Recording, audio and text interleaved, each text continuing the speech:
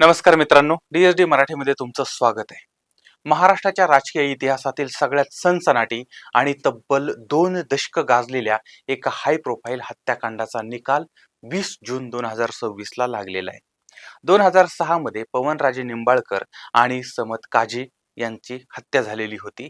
ज्या प्रकरणानं राज्याच्या राजकारणामध्ये भूकंप आणलेला होता, त्या खटल्यात कोर्टानं एक अत्यंत धक्कादायक आणि मोठा निर्णय दिलाय.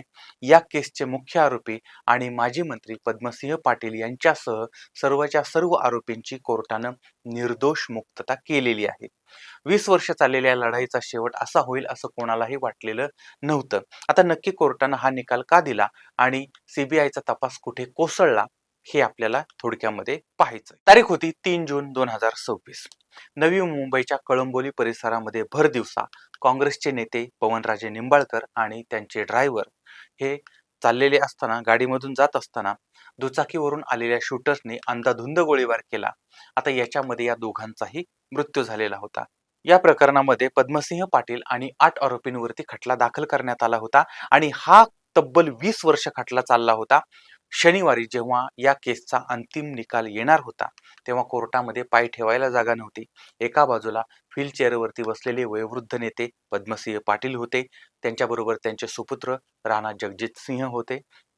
त्यानंतर दुसऱ्या बाजूला पवनराजे यांचे सुपुत्र खासदार ओमराजे निंबाळकर होते आणि सगळ्यांचे श्वास रोखले गेले होते.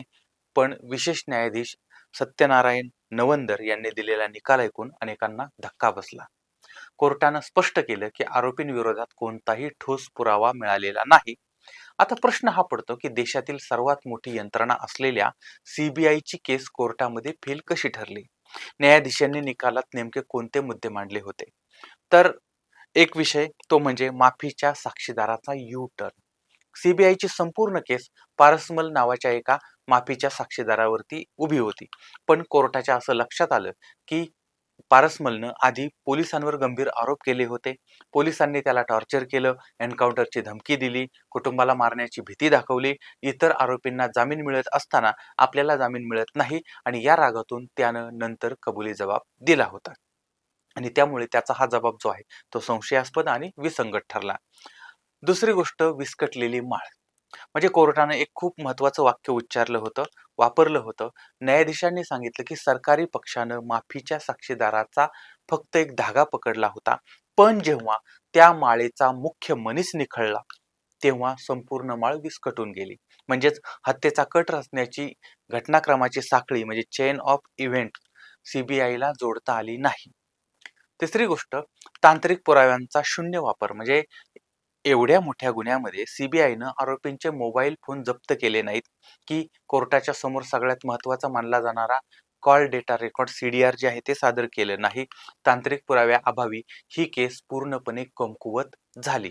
थोडक्यात काय, कोर्टानं कायद्याचा बेनिफिट ऑफ डाऊट म्हणजे संशयाचा फायदा हा आरोपींना दिला आणि सर्व आरोपींना सन्मानपूर्वक सोडून देण्यात आलं, निर्दोष मुक्त करण्यात आलं. आता 20 वर्ष तपास करूनही जर तुम्ही कोर्टामध्ये आवश्यक कागदपत्र आणि सबळ पुरावे देऊ शकत नसाल तर यंत्रणांच्या कार्यपद्धतीवरती प्रश्नचिन्ह उपस्थित होणारच. एका मोठ्या नेत्याचा जीव जातो, पण 20 वर्षानंतर तो खून कोणी केला याचं उत्तर अनुत्तरित राहतं. हे अत्यंत दुर्दैवी आहे. आता या निकालामुळे खासदार ओमराजे निंबाळकर आता हे या निर्णयाच्या विरोधामध्ये वरच्या कोर्टामध्ये दाद मागणार आहेत. आता त्यानंतर काय निकाल येतोय ते येणारा काळच आपल्याला सांगेल. मित्रांनो, या संपूर्ण निकालावरती आणि तपास यंत्रणांच्या या कामगिरीवर तुमचं काय मत आहे? तुम्हाला काय वाटतंय? तुमच्या प्रतिक्रिया कमेंटमध्ये मला जरूर कळवा. पुन्हा भेटूया पुढच्या भागामध्ये एका नवीन विषयासह. तोपर्यंत धन्यवाद.